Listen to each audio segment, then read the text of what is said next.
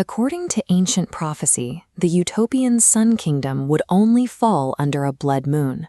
When that night finally arrived, a realm defined by shimmering silver rivers and golden fortresses was suddenly swallowed by shadow.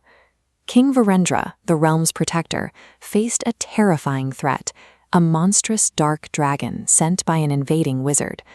Knowing the battle was lost, Virendra made a calculated choice to sacrifice himself.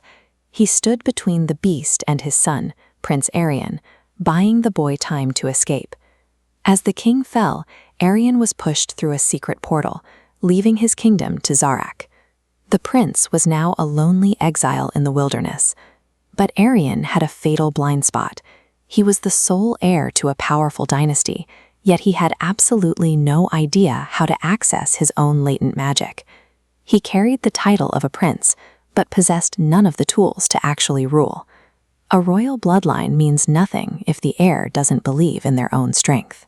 Before reclaiming his homeland, he had to map the boundaries of his own internal power.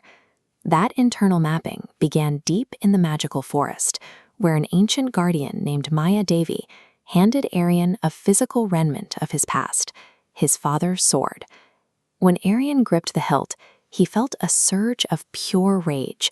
He believed that this anger, his burning desire for vengeance against Zarak, would be the exact fuel he needed to win back his kingdom. He was tested immediately. A swarm of shadow creatures ambushed him in the woods. Aryan tried to fight with fury, but the shadows overwhelmed him until he let go of his anger and found mental clarity. The moment his mind cleared, the sword erupted with pure golden light, instantly reducing the monsters to ash. By proving he could control his emotions, Aryan earned the loyalty of a unique fellowship: a warrior named Veera, a young mage named Mitra, an archer named Balu, and a small blue dragon, Lumi, all pledged to join his cause. You cannot fight external darkness with a clouded, furious mind.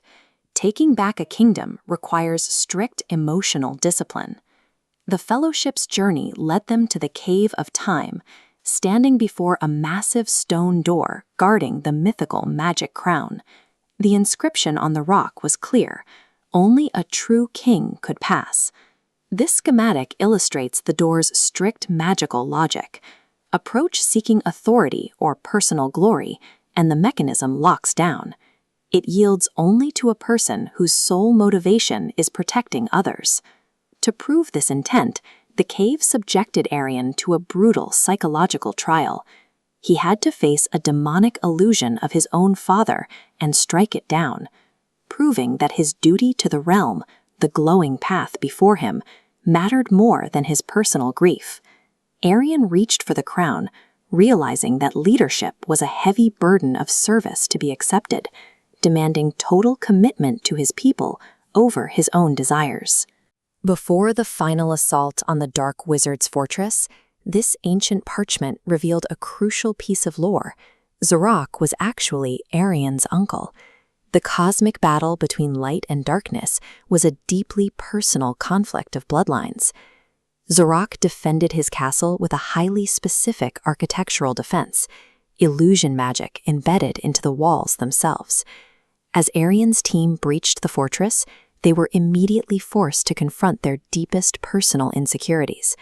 Aryan was paralyzed by a hallucination of his father dying all over again. The magic was designed to break his spirit, but Aryan closed his eyes, verbally rejected the illusion, and pushed forward. Zarak relied on psychological paralysis to hold his throne. By rejecting these illusions, Aryan dismantled the internal cages built by his own unaddressed fear, removing the wizard's primary defense. Inside the throne room, Zarak unleashed absolute darkness.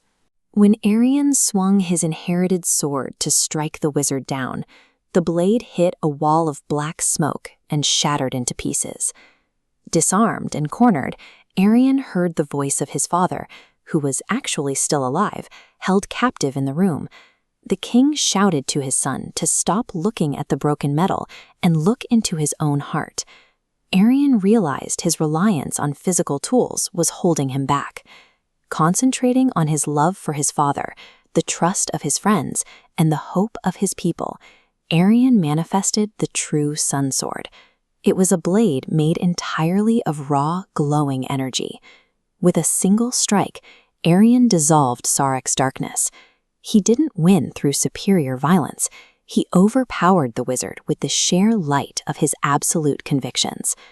By wielding a blade born from his bonds with others, Arion demonstrated that the strongest defenses aren't made of steel, but of a leader's shared purpose with his people. After claiming the throne, Arion immediately decentralized his authority. He appointed Vera as commander, Mitra as court mage, and Baloo as the realm's protector, acknowledging that the citizens themselves were the true source of his strength. Arion proved that real courage is the choice to move forward when fear is at its peak. He showed the Sun Kingdom that a king's weight is measured by his willingness to sacrifice everything for the sake of his subjects. But beneath the newly restored palace, deep in the forgotten caverns, a black stone began to glow. As the camera pans up to the moon, the eye of a dark dragon snaps open. The cycle of light and dark is infinite. Individual battles for the crown can be won, but a true king knows that vigilance against the darkness must be eternal.